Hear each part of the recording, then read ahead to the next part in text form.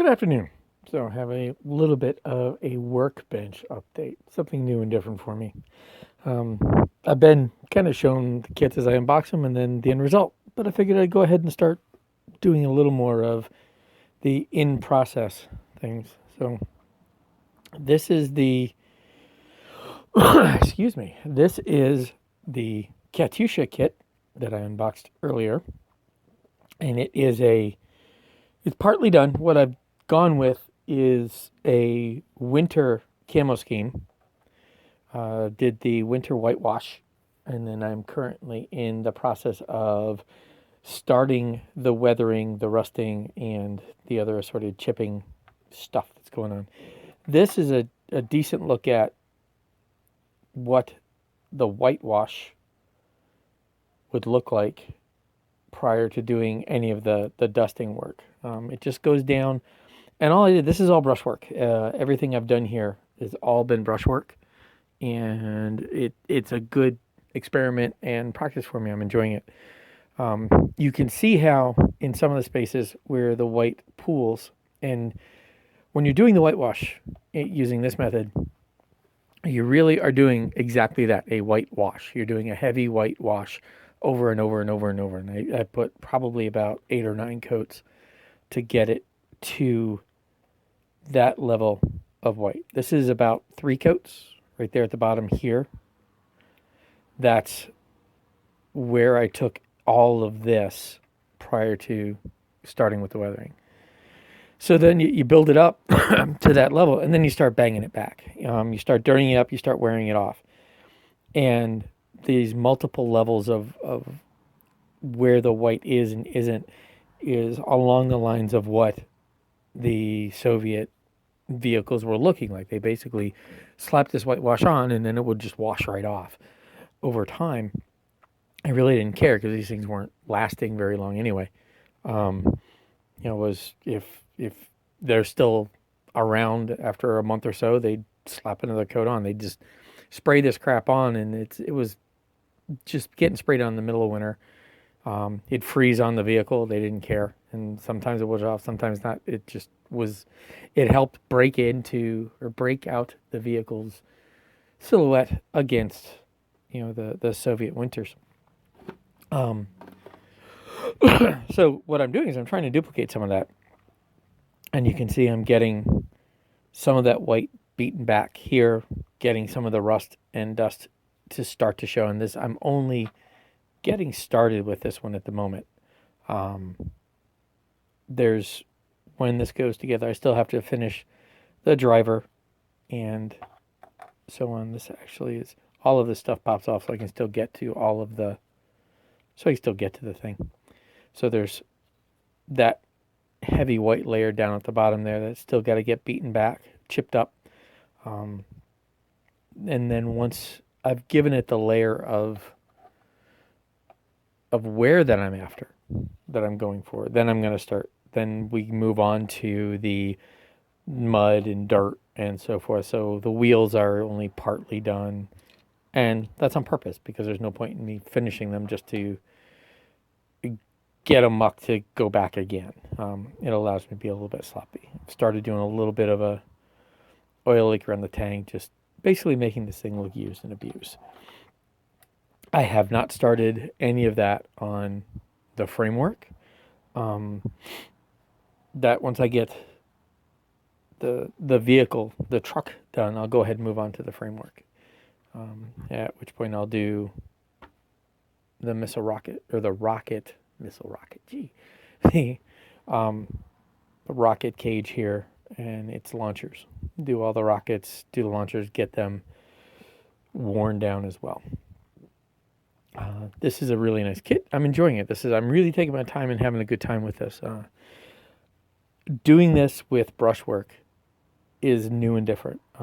Trying to not get those brush lines to show and making it just look worn out using brush techniques is something I picked up from doing the Warhammer miniatures that I've been working on, and I'm actually fairly impressed with how it does come out when you take your time with it. But you do have to be patient because you end up, it's in a lot of ways, it's like a dry brush. After you've done the wash, it's like a dry brush, but you just have to do layer after layer after layer after layer of dry brush to keep very soft, that very soft, worn look. Um, Eventually, once I get the wear on, then I go back with the chipping, which is much more harsh, much and some of the spaces to build up the paint to show chips. It's sort of like doing it's what your salt technique can do fairly easily, but something of this size, and with my experience with the salt technique, I'm not comfortable with it enough yet that I don't like working it using the salt technique in this scale. This is only what, 3-4 inches, 4 inches long. So the I find the salt doesn't give me quite the layered effect that I like. So I will go back with the same material I used to get mud effects, and with the painting of those, I'll get that same lifted paint, raised paint with rust underneath it kind of look to it. And we'll see that down where that's white right there. That's where I'm going to focus on doing that kind of technique on here. So as I get back to that, I'll do it. The other kit I'm working on turned into 2 kits, and this is my floaty fucker kit. This is a really cool little sub. It's a 1/72nd scale German midget sub. It's because you guys can read German midget sub, 1/72nd scale. It's been a while since I've done a model kit that's a model kit, not a gaming miniature, and this was a ton of fun. Now I do intend to make this a objective for a war game, so it is going to be made into an objective for bolt action. So to do so, I decided I would make it being a sub on a trailer. And so I picked up this. This is a V2 transporter. I couldn't find a good trailer.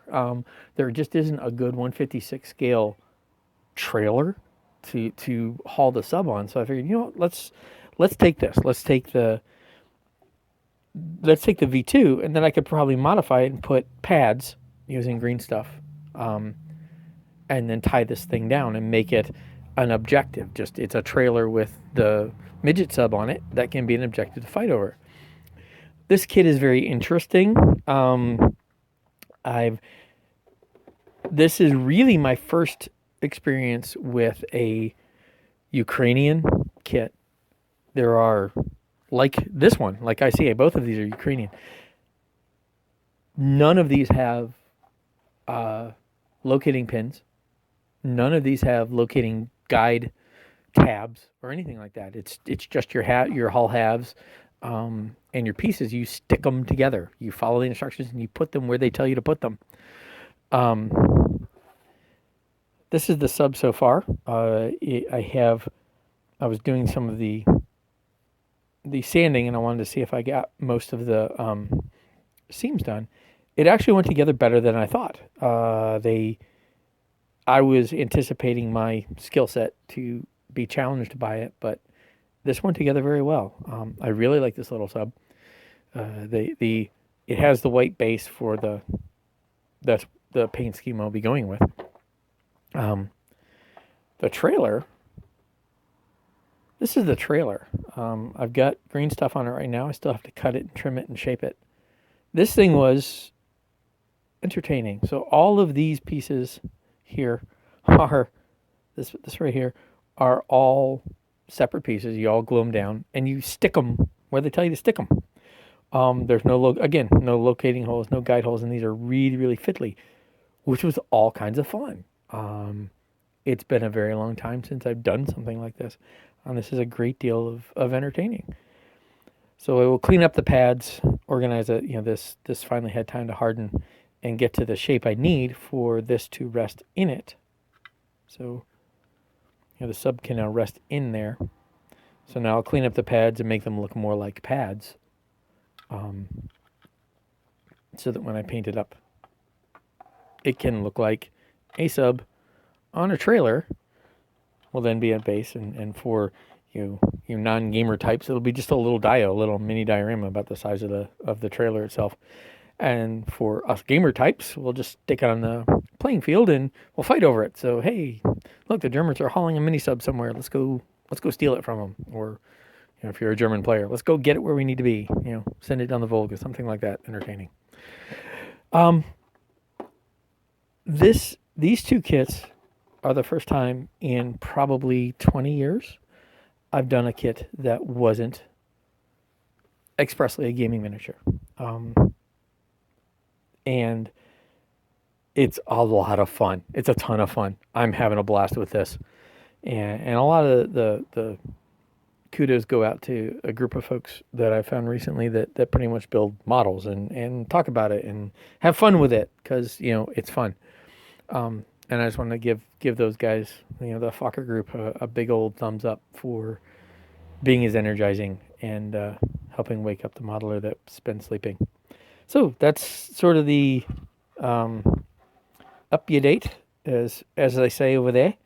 A bit of an up-to-date on where we are. So thanks. Hope you enjoyed it. Hope this maybe inspires somebody else to go start something they either haven't done or haven't done in a while. Thank you.